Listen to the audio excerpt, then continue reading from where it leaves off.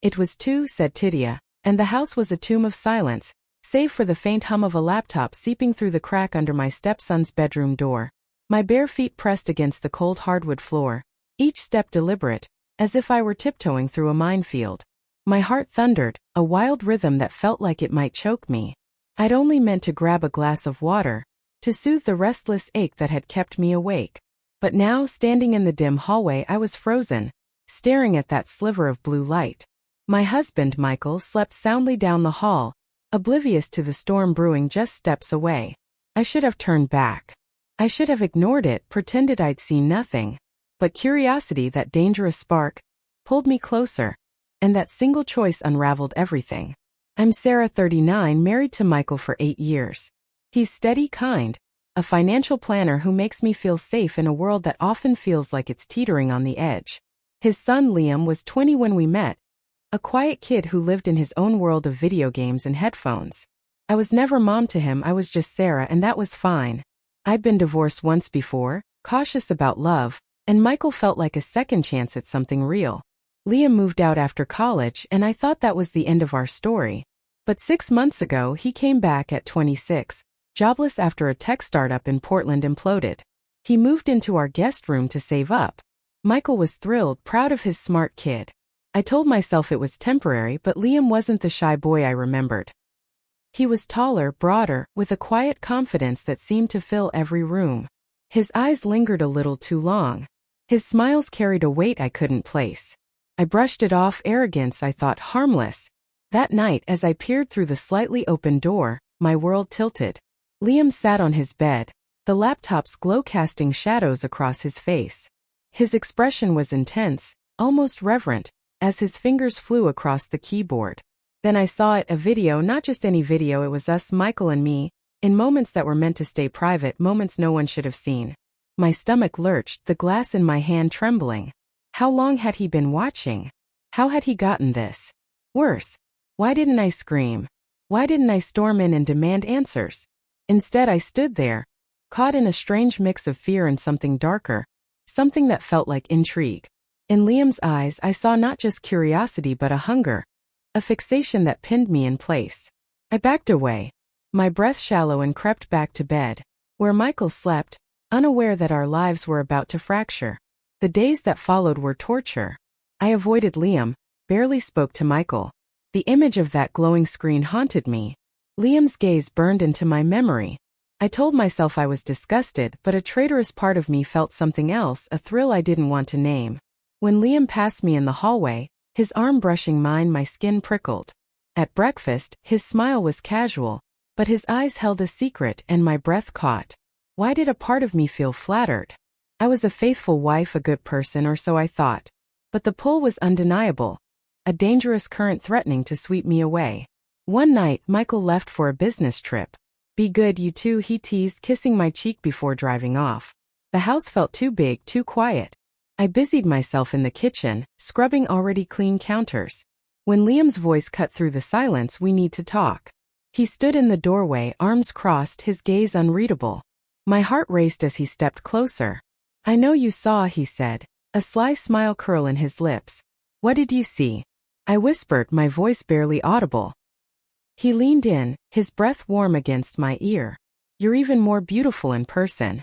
My cheeks burned, a mix of shame and heat flooding me. This was wrong. I was married. He was my stepson. But he was right. I hadn't stopped thinking about it. What followed was a dangerous dance. Liam pushed boundaries, his touches lingering. A hand on my arm, a brush of his fingers in the hallway. He left his door ajar. The laptop's glow invited me to look. At dinner, his foot grazed mine under the table, and I didn't pull away fast enough. Worse, I started playing along, wearing softer pajamas, leaving my robe undone. I told myself I was in control, but Liam was always 2 steps ahead. I knew about boundaries, about consent, about the importance of saying no. I'd read the books, watch the seminars on healthy relationships. Sexual boundaries are sacred. They protect us, keep relationships clear and safe. Yet here I was, blurring lines I'd sworn never to cross, ignoring every lesson about respecting myself and others. Then the storm hit. Literally, the power went out, plunging the house into darkness. The wind howled outside, shaking the windows. I stood in the kitchen, gripping the counter, when Liam's voice came from behind, low and steady. "It's just a storm." His warmth pressed against my back, his hands finding my waist. My heart pounded. "Stop," I said, but my voice shook. He leaned closer, his lips brushing my ear. "Make me," lightning flashed, illuminating his face. His eyes dark, full of desire. I should have pushed him away. I knew about the power of choice, how consent must be clear and enthusiastic. But in that moment I didn't say no. I let him pull me closer, his hands burning against my skin. The kitchen counter pressed into my back as our lips met, urgent and reckless. For the first time in years I felt alive, free from the weight of routine. But it was wrong and I knew it. When the lights flickered back on, reality crashed in. Liam stepped back, his breath heavy, his expression unreadable, without a word. He left me standing there, my clothes disheveled, my heart racing. What had I done? Michael came home the next day, oblivious, kissing my cheek. Liam acted normal, joking with his dad, offering me coffee as if nothing had happened. I tried to convince myself it was a mistake, a one-time lapse. But 3 nights later a soft knock woke me. Michael snored beside me, the clock glowing too. I knew it was Liam against every instinct. I opened the door. He stood there, bare-chested, sweatpants low on his hips. "We need to talk," he whispered. I glanced at Michael, still asleep, and followed Liam to the basement. "This can't happen again," I said, clutching my robe. He leaned against the washing machine, smirking. "What's stopping us?" I shook my head. "I'm married to your dad." But he stepped closer, his finger tracing my arm. And my body betrayed me, trembling under his touch. I knew better. I'd learned about emotional boundaries, how unchecked desires can spiral, how affairs destroy trust. Yet there I was, letting him pull me closer, knowing it was wrong but unable to stop. The next month was a blur of stolen moments. Kisses in the pantry, his hand on my thigh under the dinner table. Each touch deepened my guilt but fueled my desire. Then one morning I realized I was late. 2 weeks late. Panic clawed at me as I stared at the pregnancy test on the bathroom counter. Michael knocked. "You okay in there?" Aimed. I hid the test in my pocket, mumbling about a stomach bug. When he left for work I took the test. 3 minutes felt like years. When the second pink line appeared, my knees buckled. It could be Michael's. Could be Liam's. I confronted Liam, shoving the test into his hands. His eyes lit up. "This is perfect," he said, smiling. "We can stop hiding." I recoiled. "You think I'd leave Michael for you?" His face hardened. "You already have. Every time I touch you, you're mine." He gave me 3 days to tell Michael. Or he would. I was trapped. If I told Michael, he'd leave me. If I didn't, Liam would destroy everything. That night I made my choice. I packed a suitcase, left my wedding ring on the counter with a note, and drove into the night. My phone buzzed. Michael. Then Liam. I ignored them, pulling into a rundown motel at dawn. Alone. I collapsed, sobbing. I'd betrayed everyone. And now I was pregnant, possibly with my stepson's child. Michael's voicemail was kind, pleading to talk. Guilt crushed me. He thought it was just us, not the deeper betrayal. Then a pounding on the motel door woke me. Liam's voice. "Sarah, open up." My heart stopped. How had he found me? I opened the door to see him, disheveled, with Michael behind him, his face a mix of anger and confusion. "What were you thinking?" "Running off," Michael demanded. Liam turned to him, his voice cold. "She's pregnant." "It's mine." Michael staggered, his eyes break in my heart. "How long?" he whispered. Liam smirked. "A while." Michael let out a guttural sound and stormed out, the door slamming like a final judgment. Liam laughed, hollow and cruel. That went well. I saw him clearly then. Not love, but a game. He'd orchestrated it all. The video, the seduction, the test. "You planned this," I said, my voice shaken. He shrugged. "I wanted you. The rest is collateral damage." I grabbed my purse, but he seized my wrist. "Where do you think you're going?" I met his gaze, defiant. "Watch me." I walked out, leaving him behind. At a diner the next morning, I sat in a worn booth, clutching cold coffee. The waitress, Emma, refilled my cup. Her eyes kind. You okay? Honorable, she asked.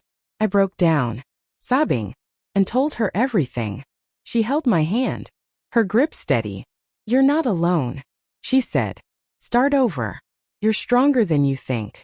Her words echoed lessons I'd ignored, about self-respect, about choosing paths that honor your values. I'd failed, but I could rebuild. 2 weeks later, Michael's divorce papers arrived at my new studio apartment above a laundromat. No fights, no demands, just silence. The pain was worse than any argument. At 7 months pregnant, I worked at a bookstore. The baby's kicks a reminder of my mistakes. One rainy day, Liam walked in, dripping wet. You look good pregnant, he said, as if nothing had changed. I clutched my stomach. There's no us. Garliam. Leave. He stepped closer, whispering about a DNA test. I stood my ground, knowing my child deserved better than his games. When labor came, I was alone in a hospital, timing contractions in a taxi. My daughter, Ava, was born perfect, her tiny face a fresh start. Liam showed up with a lawyer, demanding custody. I fought back, threatening court. With help from the Hannah, I vanished. New name, new city, no trace. On the bus, I held Ava close, whispering promises of truth and safety. I wrote Michael one last letter. I'm sorry. Our daughter has your smile. I'll raise her right. But I can't undo my mistakes. This story isn't just mine. It's a warning. Relationships thrive on trust, consent, and boundaries. I crossed lines, ignored the lessons we all know. That desire can blind us. That secrets destroy. Healthy relationships require communication, respect, and saying no when it matters. I learned the hard way, but you don't have to protect your heart. Honor your commitments, and choose truth over temptation. Thank you for joining me on this journey, you amazing souls. If this story hit you hard, hit that subscribe button for the truth behind the affair. We drop raw, real stories every week.